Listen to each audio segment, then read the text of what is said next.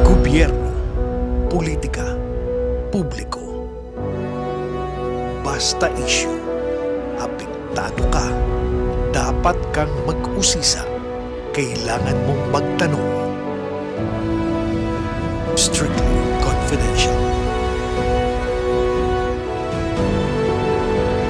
Kung saan ang bawat issue, ilalatag ang mga detalye, sasagutin ang mga tanong dahil ang confidential, dapat alam mo.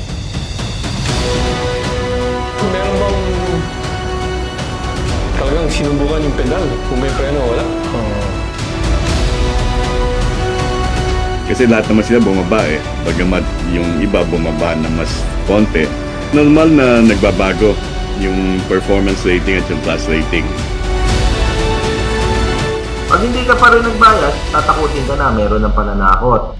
Alam nila na ang niloloko nila is mga Pilipino. Isa nga po sa kinakasama ng loob namin, na sa halip na talagang seryosong harapin yung problema, nag-i-spin pa yung gobyerno, pinapalabas pa na parang hindi lang namin sila naiintindihan. People are saying, yung old thinking is, don't say anything to the people, otherwise they'll panic. I'd rather they panic now, rather than panic when the trouble hits. Ang hindi ko lang talaga kayang sikmurain yung mga yung kayang ibenta ang ating bansa, no? Magpo-pro-China sila, kakalimutan mo ba yung pagka-Pilipino? Yan ang hindi ko po kaya. At yan ay titindigan ko. Right, we want to modernize the Jeeps. We want to create the safety level. Lagi naman ako nandun so gusto ko kakaiba.